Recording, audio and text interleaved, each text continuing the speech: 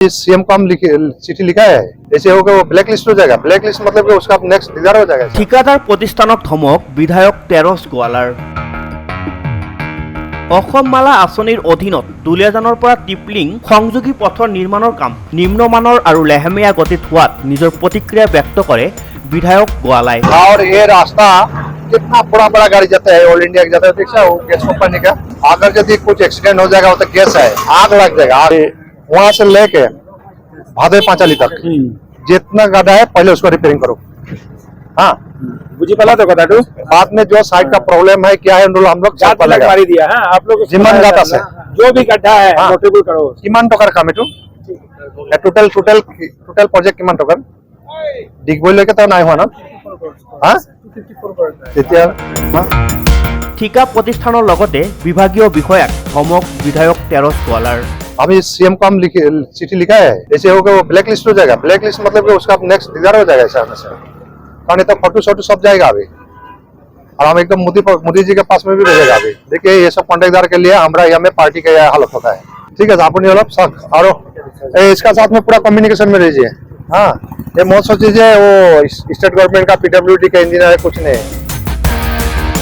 পথ মেৰামতিৰ কাম খৰতকীয়া কৰাৰ লগতে নিৰ্মাণ কাৰ্যত ব্যৱহৃত সামগ্ৰী উন্নত মানৰ ব্যৱহাৰ কৰিবলৈ দাবী জনায় বিধায়কগৰাকীয়ে। ঠিকাদাৰ প্ৰতিষ্ঠানক এক সপ্তাহৰ সময়সীমা বান্ধি দিছে বিধায়কগৰাকীয়ে। নিৰ্দিষ্ট সময়ৰ ভিতৰত ঠিকাদাৰ প্ৰতিষ্ঠানে পথ নিৰ্মাণৰ কাম সম্পূৰ্ণ নকৰিলে পৰৱৰ্তী সময়ত নিজে ব্যৱস্থা গ্ৰহণ কৰিব বুলি হুংকাৰ প্ৰদান বিধায়কগৰাকীৰ। सब এই ৰাস্তাটো চাই মই নিজকে এতিয়া অপৰাধী যেন লাগিছে। মোক ৰাইজে ভোট দিছে, অসমত বিজেপি চৰকাৰ বনাইছে, এবাৰ দিল্লীতো চৰকাৰ বনাইছে, এবাৰো ৰাইজে হিয়াজুৰি ভোট দিছে। 2023 চনৰ মাৰ্চ মাহত মাননীয় মুখ্যমন্ত্ৰী ডাঙৰীয়াৰ পৰিকল্পনাৰ আন্তৰিকতা ৰাইজৰ প্ৰতি দায়বদ্ধতা স্বৰূপে অসম মালা আঁচনিৰ জৰিয়তে মৰাণৰ পৰা ডিগবৈলৈকে এই ৰাস্তা আৰম্ভ হৈছে।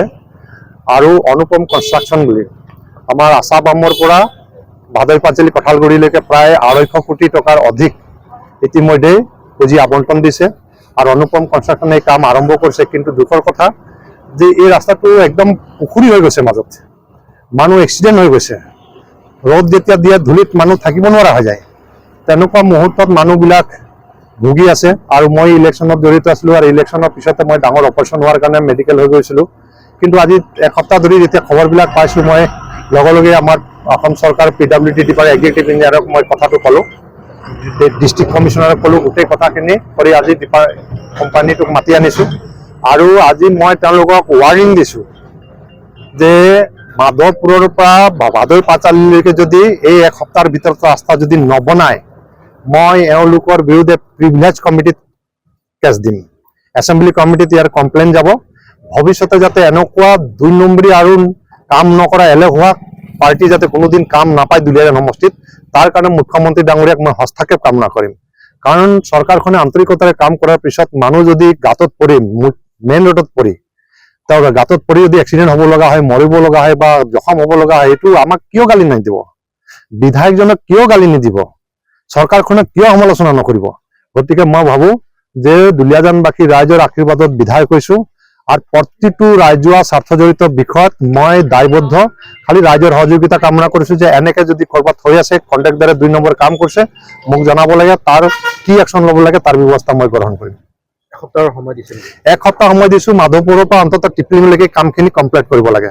আৰু ভাদৈ পাঁচালীলৈকে মই এতিয়া গম পোৱা নাই কিমান বেয়া হৈছে, কিন্তু এই পাৰ্টটো টিপলিঙৰ পৰা এই চবেই জানে যে নাহৰকটীয়া দুলীয়াজান একমাত্ৰ ৰাস্তা আৰু মাধৱপুৰ টিপলিং এটা ব্যস্ততাপূৰ্ণ ৰাস্তা।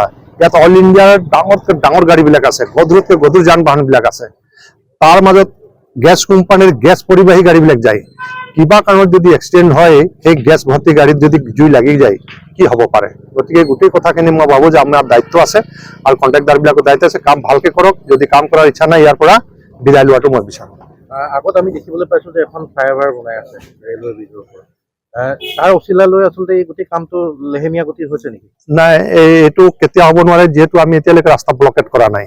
আমি যিটো মূল ৰাস্তা এতিয়া চলি আছে আৰু যেতিয়া আমি ব্লকেট কৰিম তেতিয়া আমি চাম কিন্তু এই ফ্লাইঅভাৰ কামটো আৰু স্পীড যাতে কৰিব লাগে কিন্তু যিহেতু তাত পাইলিঙৰ কথা আছে টেকনিকেল কথা আছে মই মাজত ইঞ্জিনিয়াৰৰ লগত পাতিছিলোঁ গতিকে সেইটো বেছি স্পীড কৰাটো উচিত নহ'ব গতিকে মই ভাবোঁ ফ্লাইঅভাৰ আৰু ইয়াৰ ডেভেলপমেণ্টৰ কোনো সম্পৰ্ক নাই ই এটা স্বতন্ত্ৰ ইয়াত সম্পূৰ্ণ মুকলিকে কৰিব পৰা ব্যৱস্থা আছে আৰু এতিয়ালৈকে কোনো ট্ৰাফিক প্ৰব্লেম হোৱা নাই ট্ৰাফিক প্ৰব্লেম হ'লে নিশ্চয় আমাৰ প্ৰশাসন আছে মই ব্যৱস্থা গ্ৰহণ কৰিম